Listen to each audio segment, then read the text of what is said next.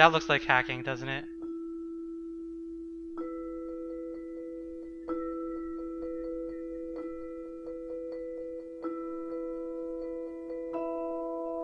No, come. Oh, he starved to death.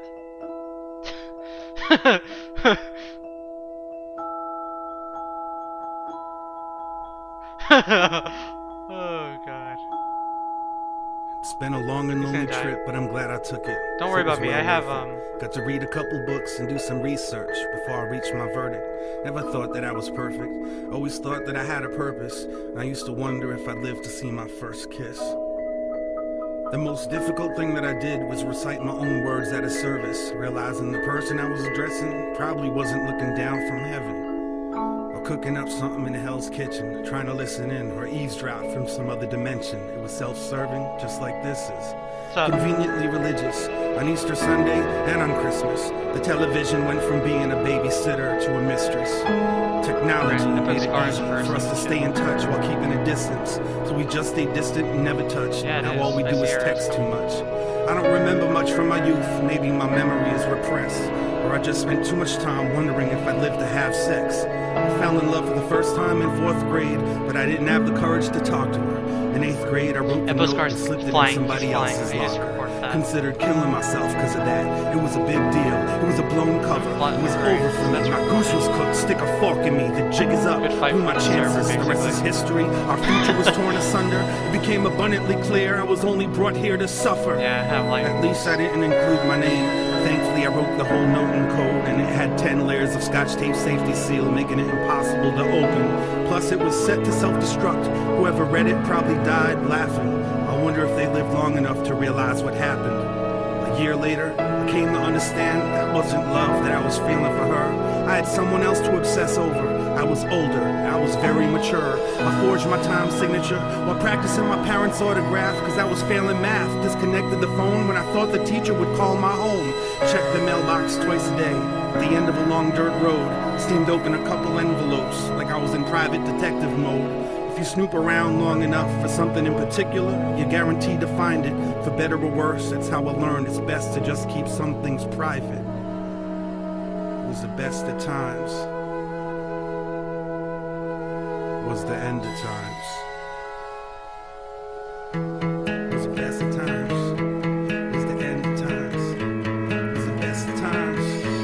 Was the end of times. Best of times, the end of times. I was always on deck, I was next in line. An only child with a pen and pad, writing a list of things I could never have. Walls in my house were paper thin. Every squabble seemed to get deafening. If my memory served me correctly, it made it a point to avoid and forget some things. Proudly to keep from being embarrassed. Never meant to upset or give grief to my parents. Kept my secrets, hidden my talents in my head, never under the mattress. Therapy couldn't break me. Never learned a word that would ensure safety, so I spoke softly. Then I tiptoed off, and the door to my room was like a big old coffin. The way that it creaked when I closed it shut. Anxieties peaked when it opened up, as if everything that I was thinking would be exposed. I still sleep fully clothed.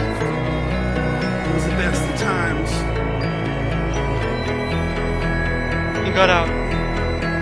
It was beautiful, it was brutal, it was cruel, it was business as usual, heaven, it was hell.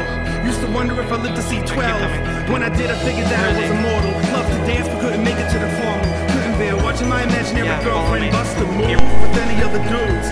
Tone Look was talking about a wild thing, but I was still caught up in some child things. Scared of a god who couldn't spare the rod. It was clearly a brimstone and fire thing. Pyromaniac, kleptomaniac, couldn't explain my desire to steal that fire. Now I add it to my rider, like please don't throw me in that patch of briar.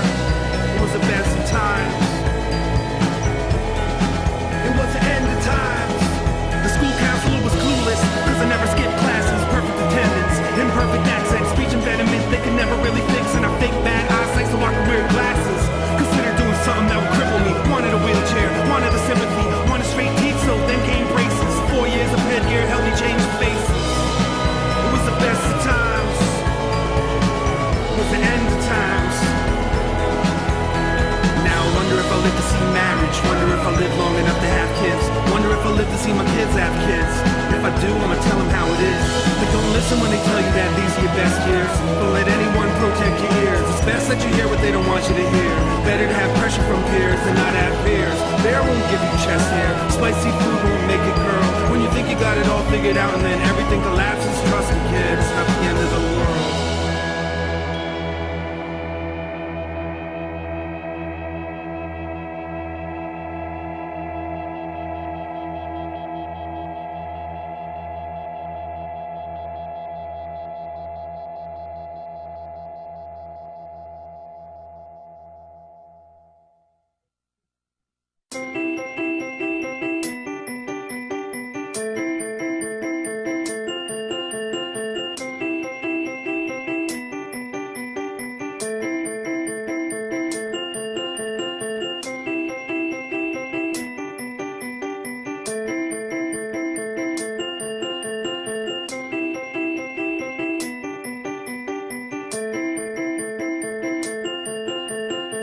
You grown, I'll be okay. I can dream the rest away.